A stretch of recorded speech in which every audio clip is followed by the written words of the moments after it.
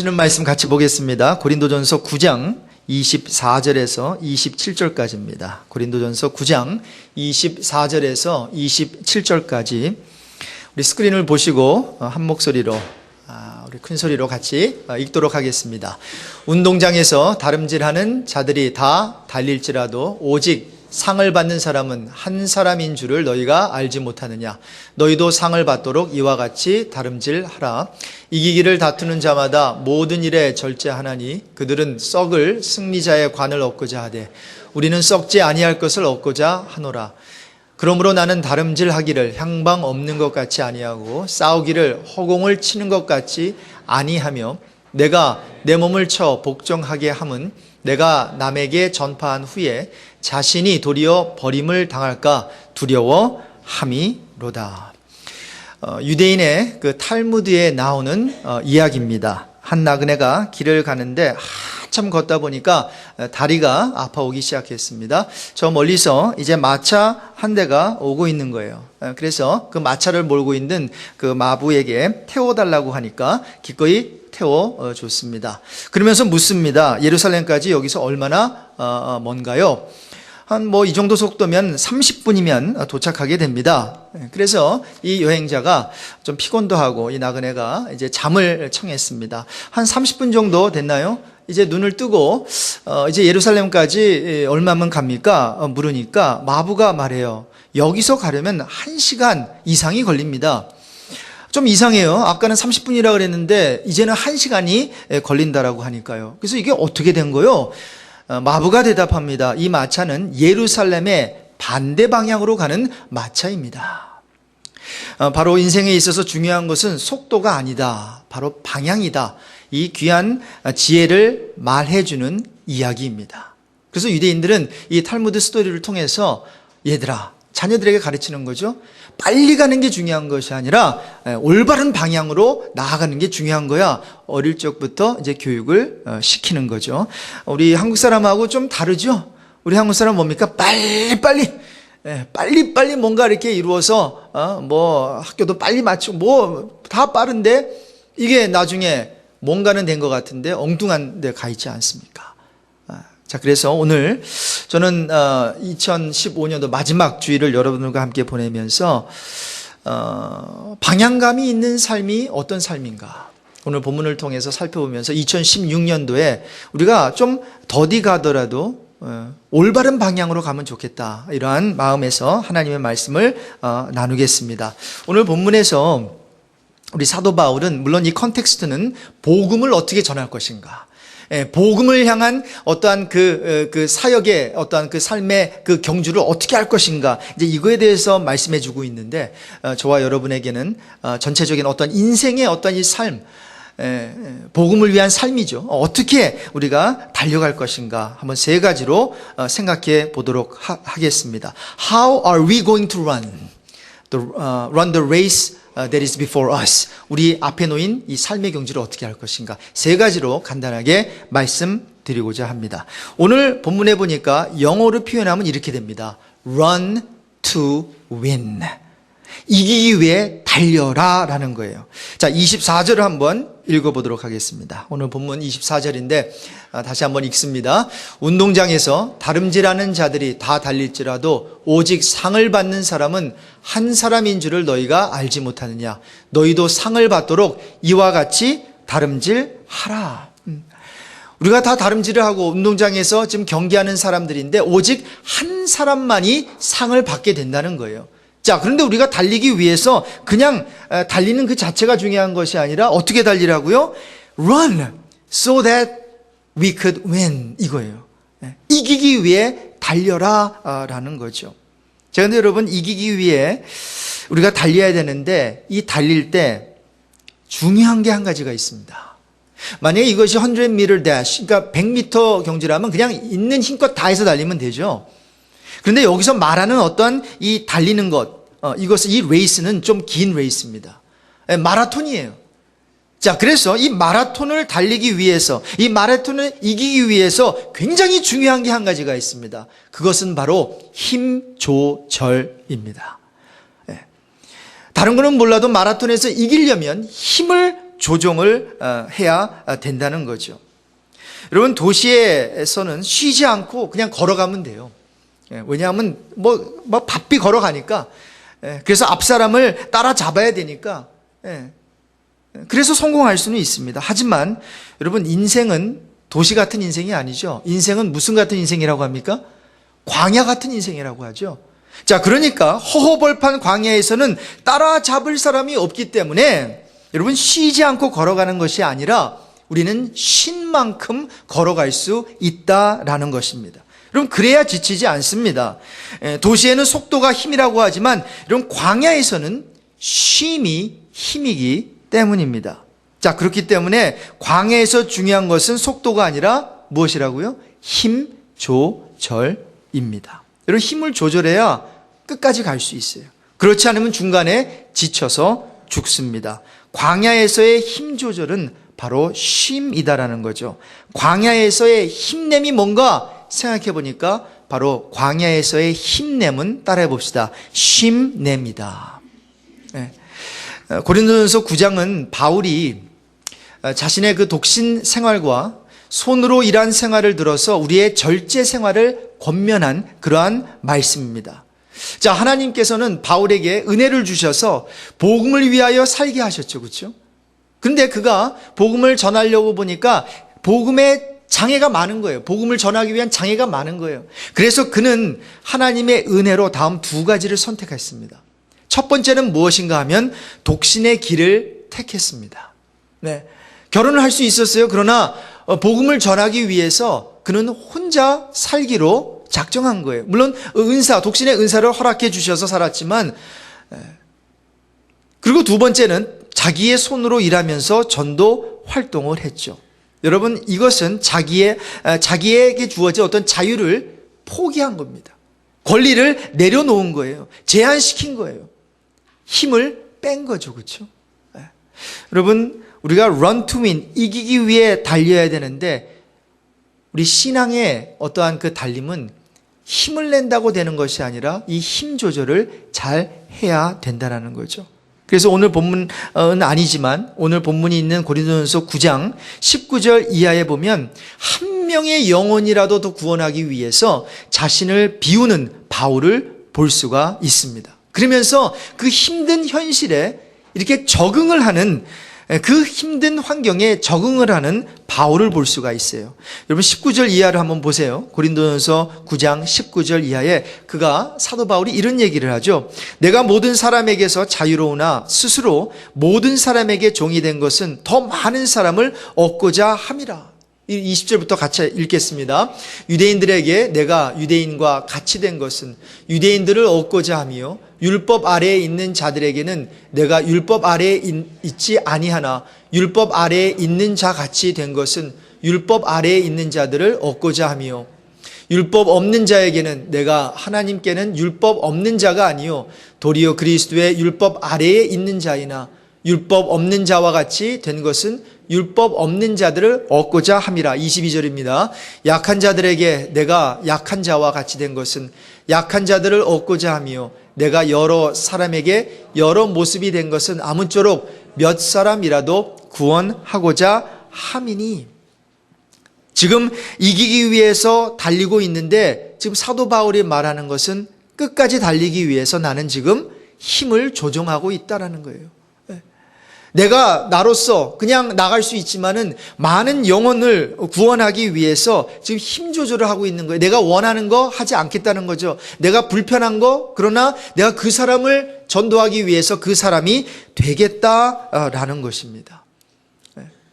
여러분, 열심을 낸다고 교회 일이 다 되면 참 좋겠어요. 저도요, 전도사 때 정말 열심을 많이 냈습니다. 근데 열심 낸 만큼 따라오는 것도 있기는 있습니다. 근데 여러분, 열심만 가지고 되는 것이 아닌 것 같아요. 열심만 가지고 되지 않습니다. 만약에 열심만 가지고 된다면 하나님의 은혜가 필요 없겠죠. 그런데 하나님께서는 어떨 때는 내려놓으라고도 하십니다. 어떨 때는 그게 아닌데 너의 바람을 내려놓고 그냥 적응해, 그냥 같이 묻어서 가, 이렇게 말씀하실 때도 있거든요. 굉장히 힘듭니다. 자, 그러나 우리가 한 영혼을 얻기 위하여 힘 조절하는 것, 힘 내려놓는 것, 이것이 있을 때 우리 교회는 아름다운 교회가 될 줄로 믿습니다. 자, 그게 이기기 위해서 달리는 굉장히 중요한 노하우이다라는 거죠. 저는 힘이 빠져서 교회가 안 되는 적은 한 번도 못 봤어요. 그런데 힘이 너무 들어가가지고 교회가 망가지는 그러한 교회는 굉장히 많이 봤습니다. 양쪽이 힘이 너무 들어가 있어요. 이쪽 편 저쪽 편 말이죠. 여러분 혹시 우리가 한 해를 마무리하면서 이제 새해를 향해서 나가야 되는데 너무 힘이 많이 들어갔다면, 이게 하나님의 힘이 아니라 우리의 힘이 들어갔다면, 이렇게 사도 바울처럼 한 영혼이라도 더 구원하기 위하여 자신을 비우고 자신을 현실의 여러 환경에 최대한 적응시키는 그런 은혜가 있기를 바랍니다. 자, 두 번째로 우리가 정말 이 인생을 달려나가기 위해서 어떻게 달려야 하는가? 두 번째는, 첫 번째는 run to win 이었다면 두 번째는 run hard이에요. 최선을 다해 달리라 라는 것입니다. 여러분 25절을 보시면 이기기를 다투는 자마다 모든 일에 절제한다 이렇게 되어 있죠. Athletes work hard to win a crown 이라고 되어 있어요. 그러니까 뭔가를 이기기 위해서는, 크라운을 따기 위해서는 절제하면서 최선을 다해서 달려야 된다는 거예요. 근데 여러분, 이 세상에서 최선을 향해 달리는 거하고 우리가 믿음 안에서, 하나님 안에서 최선을 위해 달리는 것과는 큰 차이가 있습니다. 어떤 차이가 있는가? 최선을 다해 달리기 위해서는 우리 믿는 자들에게는 따라해 봅시다. 동기가 중요하다. 네. 여러분, 예수님께서는 동기를 물으시죠. 전에도 말씀드렸지만 산상수훈에서 왜 그 바리새인들, 종교 지도자들이 그렇게 금식을 하고 기도를 하고 그리고 구제를 합니까? 참 좋은 거죠. 구제 안 하는 사람 많고 기도 안 하는 사람 많고 금식 안 하는 사람 많은데, 그런데 예수님한테 꾸지람을 들었거든요. 왜 그랬을까요? 예수님은 동기를 받기 때문에. 그들의 동기가 무엇이었습니까? 바로 사람에게 보이려고. 사람에게 보이려고. 그래서 예수님께서는 겉으로 나타나는 어떠한 열심히 지금 얼마나 최선을 다해서 뛰고 있나? 이것도 중요하지만 최선을 다해서 뛰는데 왜 뛰느냐 이거죠. 동기를 보죠. 그리고 동기를 보면서 상 주시는 우리 하나님이시다라는 거죠. 자, 그래서 여러분 올바른 동기가 왜 중요한가? 유명한 존 C 맥스웰 목사님은 이 올바른 동기가 왜 필요하지? 가만히 생각해 보니까 다음 5가지 때문에 이 올바른 동기가 중요하다고 그는 얘기했어요. 첫 번째는 뭔가 하면 사람들을 속이지 못하도록 만들어준다는 거예요. 여러분 어떤 일을 할 때 right motive, 올바른 동기가 굉장히 중요해요. 그 올바른 동기를 가지면 사람들을 속이지 못하도록 만들어준다는 거예요. 두 번째는 역경에 처했을 때 힘을 준다는 거예요. 아무리 힘들어도 내가 하는 일이 굉장히 옳기 때문에, 올바른 동기를 가지고 있기 때문에 굽히지 아니하고 그리고 나아가는 거죠. 세 번째, 다른 이들을 신뢰하도록 만들어준다는 거예요. 그런 것 같아요. 여러분 사람들이 이렇게 볼 때 무엇을 보나 했더니 올바른 어떤 동기를 보는 것 같아요. 그리고 저 사람의 동기가 옳다면 거기에 힘을 실어주지 않습니까? 바로 그러한 사업, 그러한 비즈니스맨 성공하게 되는 거죠. 네 번째, 다른 이들을 위해 봉사하도록 이끌어주고, 다섯 번째, 굉장히 중요한 건데 하나님의 은총에 이르는 길을 열어준다라는 거예요. 그래서 올바른 동기를 갖고 일을 하다 보면 맨 처음에 안 되는 것 같아요. 맨 처음에 이렇게 하나님의 어떠한 예를 들어서 교회를 하고 있는데 뭔가 올바로 하려고 하면 맨 처음에 뭔가가 잘 안 되는 것 같아요. 편법을 써야 되는 것 같고, 뭔가 머리를 굴려야 되는 것 같고, 뭔가 꾀를 내야 되는 것 같고. 근데 여러분 그렇지 않습니다. 여러분 다른 거는 몰라도 우리가 신앙생활 하면서 교회를 해나가는 데 있어서 하나님의 은총에 이르는 길은 저는 딱 한 가지라고 생각합니다. 저와 여러분의 동기. 우리가 왜 교회에 나오고 왜 교회를 하고 왜 우리가 주님을 섬기고 있는가. 그 동기를 보고 우리 하나님께서는 저와 여러분을 축복해 주실 줄로 믿습니다. 예수님만 사랑하시는 분은 아멘 하시기 바랍니다. 오늘 분위기가 제가 지금 설교하는데 분위기가 조금 다운된 것 같아가지고 다시 한번 주님을 사랑하시는 분만 아멘 하시기 바랍니다. 여러분 많이 좀 힘드셨어요? 크리스마스 보내시면서 피곤하신 것 같기도 하고. 자, 그래서 바울의 동기가 뭐였을까요? 바울의 동기를 보면 딱 하나였던 것 같아요. 영혼이었습니다. 사람이었습니다.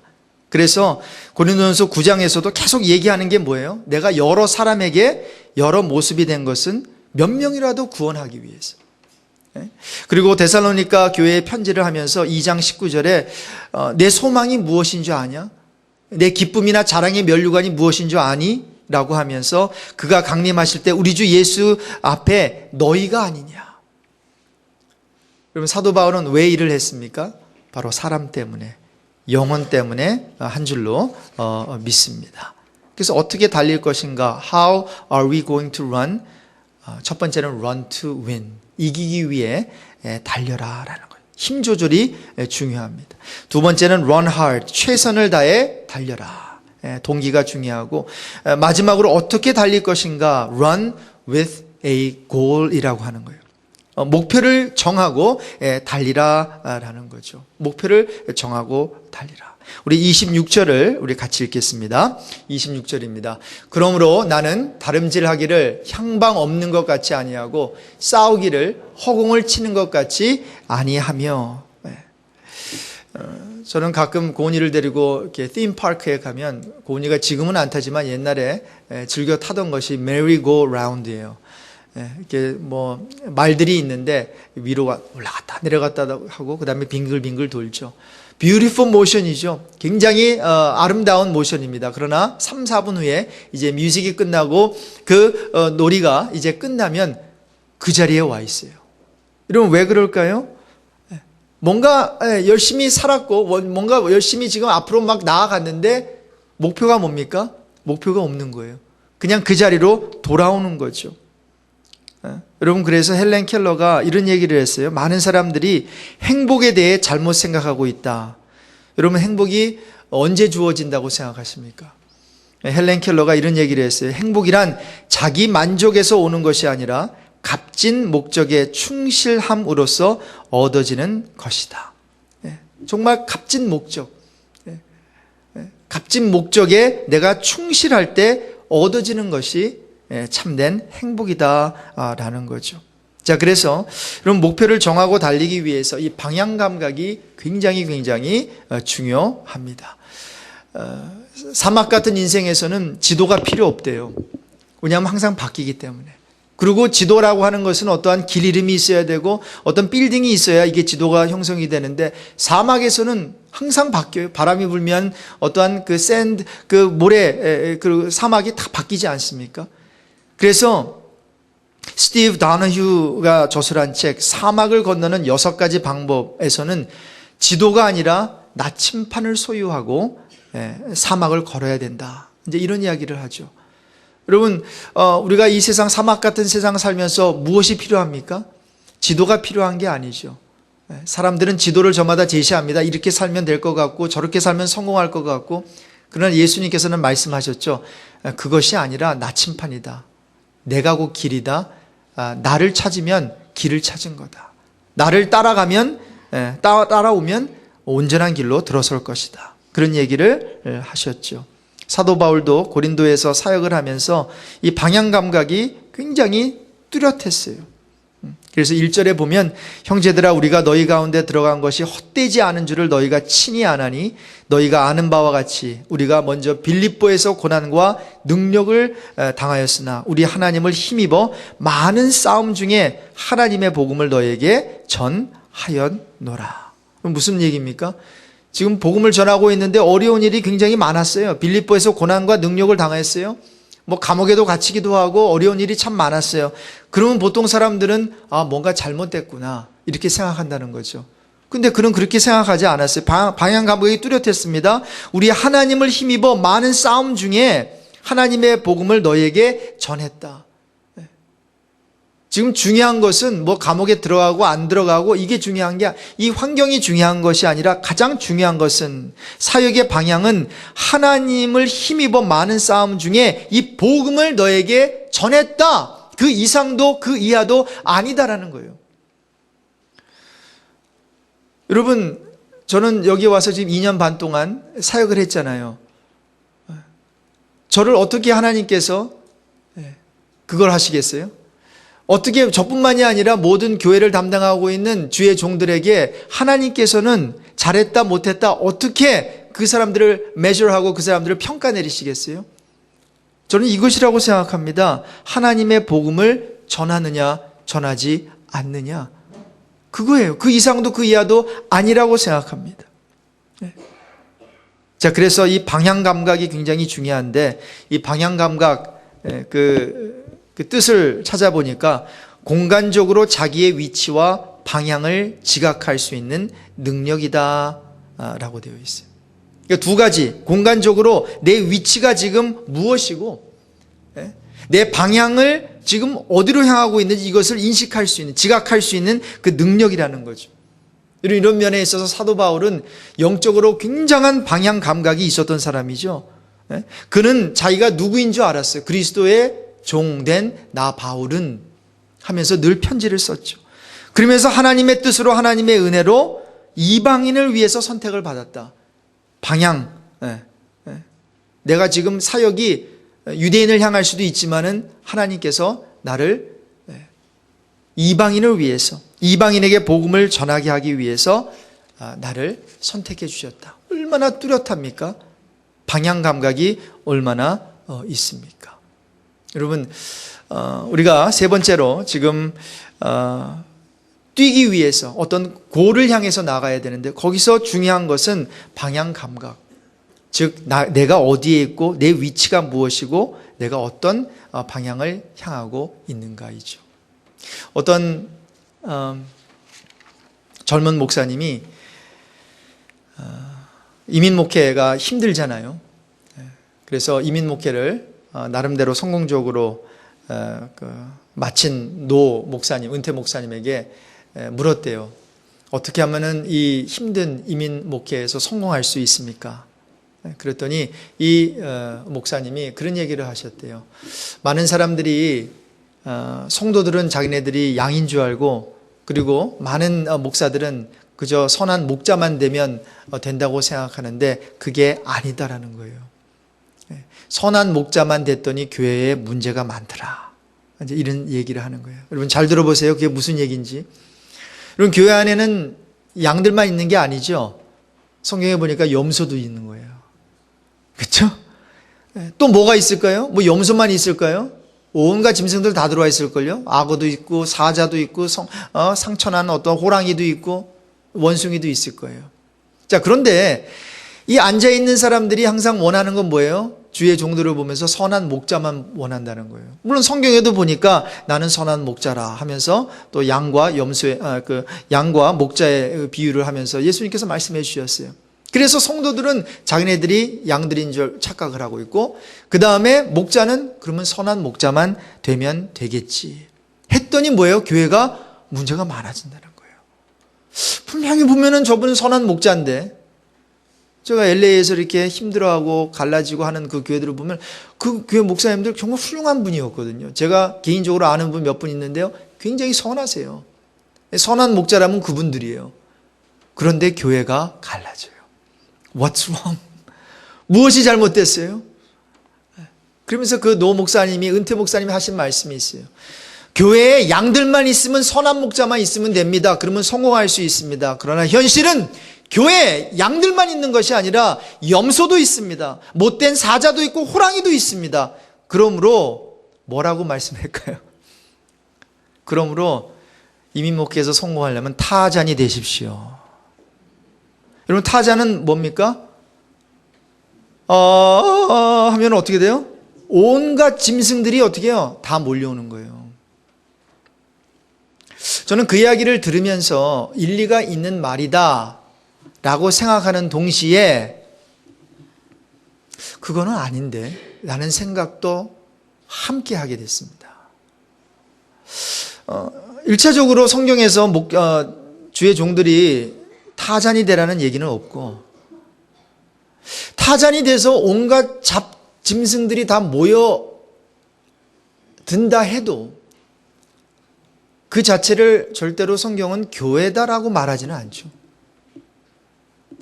그러면서 교회가 교회다워지기 위해서 무엇을 해야 되느냐, 다시 한번 제가 그 이야기를 드리면서 저의 위치와 우리 성도들의 위치를 다시 한번 좀 점검할 수 있는 그런 기회가 되었습니다. 방향 감각이란 공간적으로 자기 위치와 방향을 지각할 수 있는 능력이라고 했는데, 여러분 제가 묻습니다. 여러분은 양입니까? 염소입니까? 여러분이 만약에 양들이라면 목자의 음성을 듣습니다. 무슨 말씀인지 아시겠습니까? 여러분들이 만약에 양이라면 목자의 음성을 듣게 되어 있습니다. 거꾸로 목자의 음성을 듣지 않으면 내가 양이 아니라 염소일 가능성도 있고 다른 짐승일 가능성도 있습니다. 자, 그러니 목자만을 탓할 게 아니죠. 그렇죠? 어떤 리더만을 탓할 게 아니죠. 내가 누구인가? 정말 2016년도에 더욱더 신앙생활 잘 감당하기 위해서 여러분들은 더 아름다운 순종하는 양들이 되시고, 저는 그렇다면 뭐가 돼야 될까요? 저는 한번 타잔이 돼보려고 해봤거든요. 근데 안 돼요. 이 타잔의 은사를 갖고 태어난 사람들이 있는 것 같아요. 근데 저는 가만히 보니까 타잔이 이게 되려고 해보니까 막 알러지 반응이 막 생기는 거예요. 한번 해보기도 했어요. 근데 안 돼요, 잘. 그래서 저는 물론 좀 노력은 하겠지만 저는 타잔이 되기보다는 참된 목자가 되어야 되겠다라는 그러한 다짐과 함께 다시 한번 2016년도에 하나님의 말씀으로 돌아가고 그리고 복음으로 돌아가는 그러한 한 해가 되었으면 좋겠다라는 그러한 마음가짐을 갖게 됩니다. 여러분, 결론입니다. 같은 길이었는데요, 갈 때는 게스가 굉장히 많이 소모됐습니다. 그런데 돌아올 때는 게스가 덜 소모됐어요. 여러분, 어찌 이런 일이 있을 수 있을까요? 같은 길인데. 왜 그랬을까요? 여러분, 맨 처음에 가는 길은 산길이었습니다. 여러분, 산길이니까 엑셀러레이터를 막 밟아대야 되죠. 그러니까 가스가 많이 소모되죠. 그런데 꼭대기에 올라갔어요. 같은 길이에요. 그런데 이제 두 번째 오는 길은 뭐예요? 내리막길이에요. 여러분, 같은 길인데 방향이 다르다고 이렇게 차이가 나죠. 여러분, 같은 길이라고, 어떤 같은 삶이라고, 이제 같은 해가 시작이 되는데 어떨 때는 막 엑셀러레이터를 밟아야 되죠. 그러나 이제 인생의 반을 살고 나서 이제 어떤 전반전을 끝나고 이제 하프타임에서 이제 돌았잖아요. 그러면은 같은 길인데도 이거는 전혀 다른 길이 되잖아요. 이제는 브레이크를 좀 밟으면서 멈추면서 그리고 속도를 조절하면서 또 가야 되는 그 길일 수가 있다라는 것입니다. 이런 저는 40대라는 인생의 반환점에서 방향을 이제 바꾸는 어떠한 그 시점에 있죠. 같은 인생이고 같은 길이지만 가는 방법은 달라야 한다고 제가 생각을 하면서 이제 50대 그 후반에 어떠한 그 삶을 준비하고 있습니다. 2016년도 이제 같은 예배가 될 거예요. 그렇죠? 똑같은 시간에 만날 거예요. 아마 비슷한 사람들이 모일 겁니다. 자, 그런데 예배 드리는 것은 여러분, 방법은 계속 개선이 되어야 된다고 생각을 하는 것입니다. 그래서 오늘 목회 칼럼에 우리 예배에 몇 가지 이렇게 변화를 줄 그런 사항들을 적어놨고요. 그리고 내년에 우리가 사역을 하면서도 전에 해보지 않았던 또 그러한 어떠한 일들을, 사역들을 우리가 시작하면서 열심히 한번 경주를 해 보려고 하는 것입니다. 여러분, 방향감이 있는 인생, 방향감이 있는 목회, 우리가 감당하는 그러한 한 해가 되기를 주님의 이름으로 축복합니다.